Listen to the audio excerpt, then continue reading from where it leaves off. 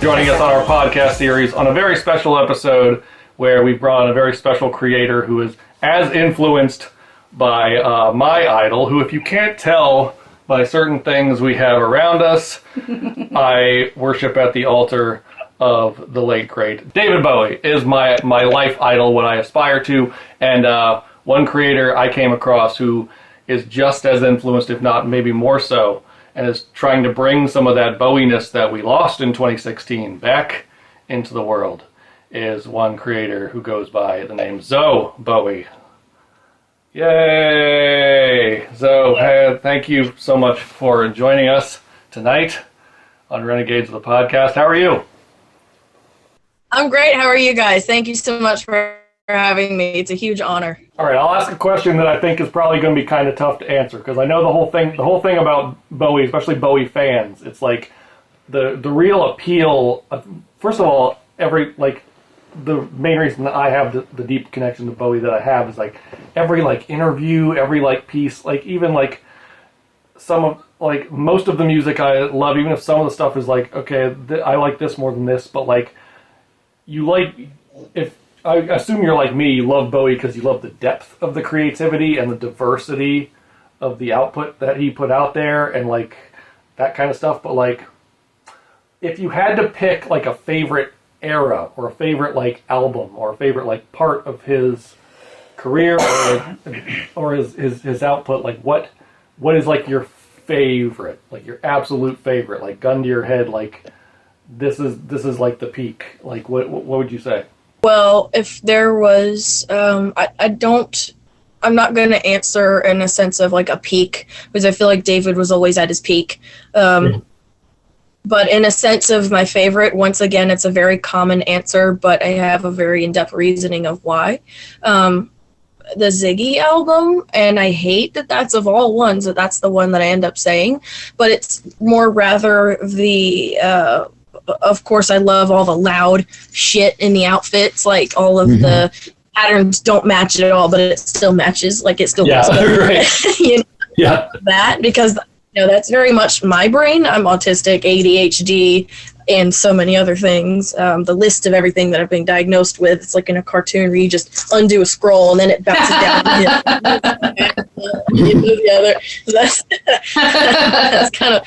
I relate to it because of many different reasons. One of them being the loudness of it is very much a live depiction of my brain.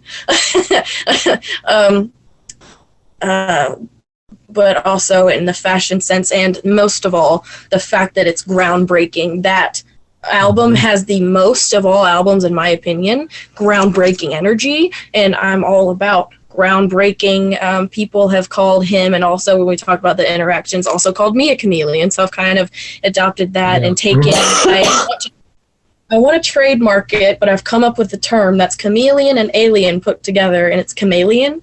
Yes. So I have that on my page, and I want to do trademark it and do merch with that, which there's a chameleon and an alien both on the back of the jacket. Nice. Yay!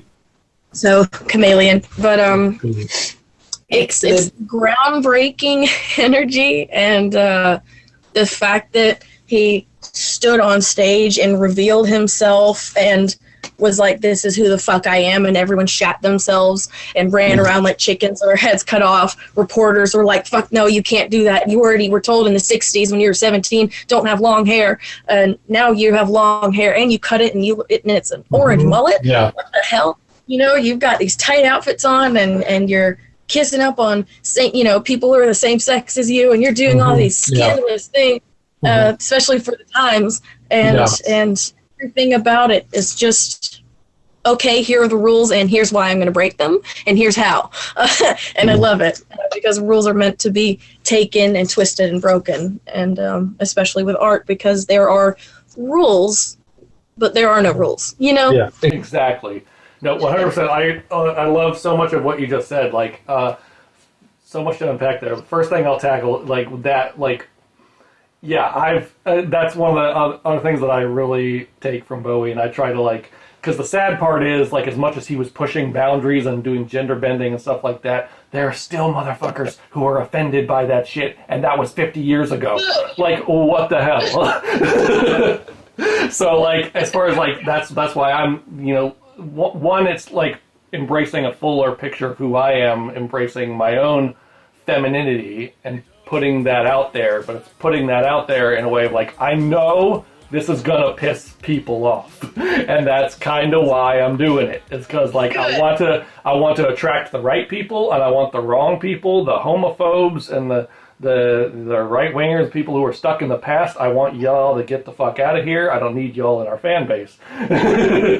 So I want you to go as far away as possible. Right, is that you become a filter for yourself, is what I've always said, is you're your own filter, because you filter out all the shitheads who don't want to deal with it, and it also, the trash takes itself out and puts it in its own spotlight, so then you can see it. You don't have to look for it anymore, because they've already put themselves on a pedestal, and then you've got the people who like it, and it's a filter. You being this way and is really does a lot less work in friend hunting, because you can find the people who like you, and they just let them come to you. And exactly. There you go. Exactly. Yeah. 100%. And the other thing, that chameleon or that chameleon aspect that you speak about Bowie is, like, that's absolutely the appeal, is that there's so many different eras, and they're like, as soon as Bowie put out a thing and people thought they knew, like, what to expect, he'd, like, flip the script on them and, like, take a dramatic left turn and do something completely different, be like, what is going on here? And so, like, for me, if I have to, like, gun to my head, pick a favorite album of Bowie's, for me, it's Low. For me, I go with, like, that first Berlin album, like, because, like, it was so left of field at the time, but it, like, it established what the 80s were going to be, and people didn't realize that at the time. And when the album came out, people hated it, and they're like, what the hell is this? And then, but it's a masterpiece. It is, like, I love how, like, I'll go into deeper detail on it probably in a later podcast, because I think it's a perfect album, but I actually love how, like, disjointed it is, how it almost feels like two different albums. How, like, you got that first half where it's, like, these really short electronic, like, pop song experiments with, you know, and then, like, the second half feels like this weird cinematic, like, soundscape, and, like, there's barely any, like, vocals on it, and, like, it shouldn't work together, but it does.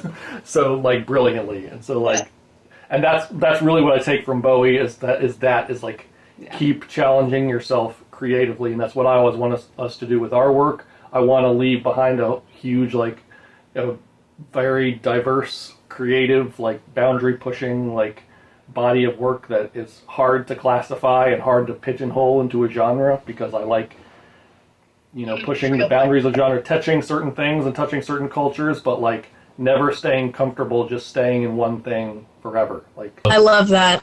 And I've always described David's work and my own brain as well as also my own work. I've always said that, you know, that I'm a kaleidoscope.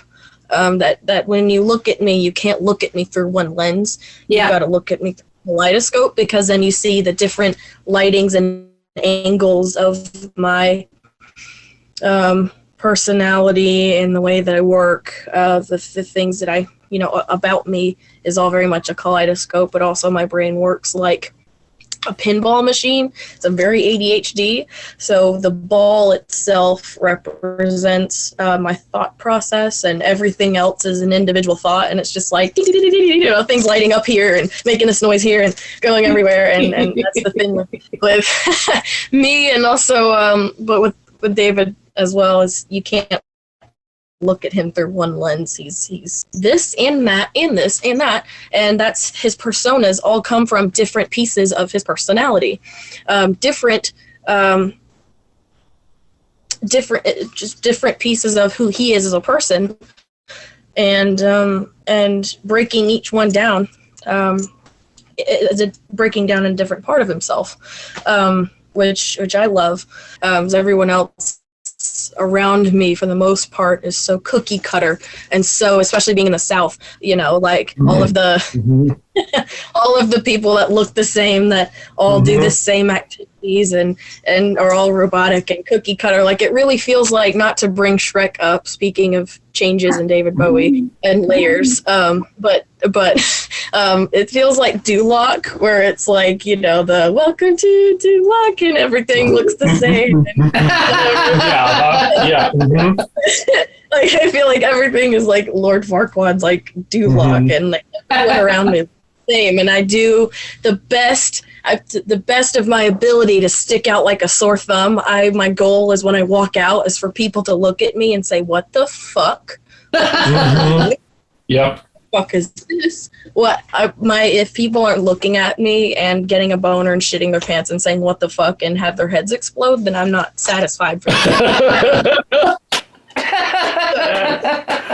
Yes, I love that. I love that so much. That's like, yeah, you just summed up like another one of like my philosophies on life. I'm like, I see what normal is doing, and I want no part of that. And I'm like, I'm shocked how many people just accept it and just like take that. I'm like, why? Why is this appealing to you? Like, I think it's like, not to like be too reductive about it, but it's kind of summed up by like a TikTok thing or something that I saw. It's like, people call me extra, but am I extra or are you basic? It's kind of like that. It's kind of like, yeah, I definitely want to be one of those people always, like pushing boundaries and, you know, not making people like just feel comfortable. Like, the status quo needs to be challenged as much as possible. And sure. I like your metaphor, your visual conceptual metaphor of the kaleidoscope. Mm-hmm. And one of the metaphors that I've used in my life that felt really empowering to me was disco ball. That like, I am like a disco ball, because sometimes I seem like the source of light or the source of energy, but I'm also reflecting back what's coming from so many places. And as it turns, you see all these different facets, and you see what's reflected in a single facet, and it might reflect you. So there's like an aspect of me that's responding to, because I also say that I'm someone who's a reality surfer. Like, I would be friends with the weirdos, and I'd be friends with the normies, and I'd be friends with the international exchange students, I'd be friends with the drama kids, you know, like, I would just go into all the scenes and all the crowds, you know, and I became like a huge raver, which is why I was like, ooh, having our own little rave. Yes, I can relate to that. I've gotten to so many different scenes in my time, you know, and, you know, like cosplay and different like fan bases now. Like, we can, like, we have these little subcultures, you know, you can kind of like splash from one puddle to the next, you know, like reality surfing from this group. And then I want to be over at like this group. And, So like there's the disco ball is both itself, it's a generator, but it's also a reflector. And so that's part of my experience for myself, is that I look at so many different things in the world, and then that's what's possible in me too. So that I'm pulling from all these different things. So it's like, this facet reflects this thing. You know, it's like inspired by Asian culture, and this facet is inspired by, like, I was a classically trained musician, so I have all this classical background. And then this side is like, because I was a raver and a goth kid, and I like big stompy boots and lots of ripped up fabric, and I want different hair color every day. And, you know, so it's like, all these different things, like, pull out what's possible for us. And so then, you know, it's like, as the ball, the wheel is spinning, you know, the kaleidoscope is spinning, or as the disco ball is doing its little thing on the dance floor. It's like all these different aspects of ourselves are possible. And my dream is just for us to just get over it, and everybody to do everything they fucking want to do, every which way. Like, everything should be acceptable. It should be okay to schlep and wear some sweatpants, but then the next day, if you want to dress like Marie Antoinette, yes. And then the day after that, you want to dress like Ziggy Stardust, yes. And the day after that, you want to dress, I don't know, like, whatever. You know, I want to dress like Wonder Woman on the island, you know, and be riding a horse and, like, shooting my arrow. Like, I want to do all the things. Like, why should I have limits? Why should any of us have limits? And why should the gender we're born with be one of those limits? It's like, screw all that. I'm over all of it. Like, none of it should be a limit. You know, that we can just, like, put on all these aspects of our identity, and everybody's got strong masculine and strong feminine inside themselves, you know? There's these sacred aspects of all of it, like the yin and yang of everything. So it's like, that's what I really enjoy about your work, and about, like, what we're doing, what Remy does, you know, and what I try to do in my life is just, like, be outside the limits, because limits are ridiculous. They're just ridiculous. I also add on to your disco ball. I really love that. I really love that analogy, and that took my breath away hearing that. I'm taken back by that because I just thought that was beautiful and intelligent. Yes. And you can get them and put them on your Christmas decorations to remind yourself of all your sparkly disco aspects. But also to add on to your analogy, if I may, if it would resonate with it. For sure. It's also the fact that you have all these aspects about you and all these things like we had established already, but also the way that it reflects back into the room, the way that it's all in one display, no matter how different each facet is, comes together to make one beautiful image. The way that the light shines on the dance floor also represents the way that it presents itself to other people, and in amazement they kind of look around and see, oh shit, and you might just follow one sparkle on the wall and not even realize it was from that ball. My cats are like, whoa, what's that? How's mom making those things on the wall? You could see this thing and this thing and this thing, and then back earlier on in the talk, everyone else is doing their own dance underneath that disco ball. One creator reverberates into everyone else because everyone takes a piece of something from each other and makes their own thing, and we all have maybe an ingredient or two that overlaps, but we're all cooking and serving different dishes. Yeah, and it's like Bowie was this amazing, and he's like his little shards have like penetrated each of us, and now we're like putting out new things that are a bit Bowie-esque in different ways. They're like reflecting it back into the world, so it's like it keeps going. And I think that's also the way that we can like help give each other hope and lift each other up, because most of us that refuse to just play normal, because even the people that look totally normal are mostly just trying to act a part so that they're not bullied. And a lot of us, like me, like you, like Remy like we've experienced being very bullied. And it's well, the gig is up. Like, we are not passing. Like, they are aware that we are not one of the herd, and we're not just going, me, and just like, not getting any notice, just passing along, like, don't look at me. I just want to be like everybody else. And like, you get to a certain point when you're a kid and an adolescent and you're not passing at all, that you're just like, well, fuck then. I might as well just be the peacock, because you know what? I am. Let me ask you this to kind of start maybe starting to wrap up a bit. But what impact do you want to have with what you're creating, with the content you're putting out there, with the Zoe Bowie personality? What do you hope people get out of it? What do you ultimately hope your impact is? Of course, when he said don't play to the gallery, I don't do things for attention and for other people, but I do things for other people in a way of I hope that it helps. I want to hopefully save other people like David saved me, and spread his message along with my message, which are very much the same and each our own, to people and to the world and whatever other planet it may touch. I want to, definitely keep David here and show people that Bowie light, but also to show people that these are, the very things that I learned from David. I want my work to resemble that, and them to learn that from us together, to learn that from me and to learn that from him. Hopefully keep people from pain as much as possible, because people and show them that they're not alone. You're not alone, but that's right. I just want to show people, and hopefully people won't try to off themselves as much as I tried. Hopefully they won't hate themselves as much as I did once in my life. Hopefully that instead they'll say, oh shit, there's this person who was inspired by this person, and these people are pretty fucking cool, and this is what I got from it, and this is how I'm going to take it and better myself and help to better society. Yeah. That we should be able to, even if we're eating a different meal, still sit at the same table and stop the bullshit and be yourself. Mm-hmm. And love it in the process. Probably that. Beautiful. I fully in support of that. We are kindred spirits with that 100%. We want to do a lot of those same things.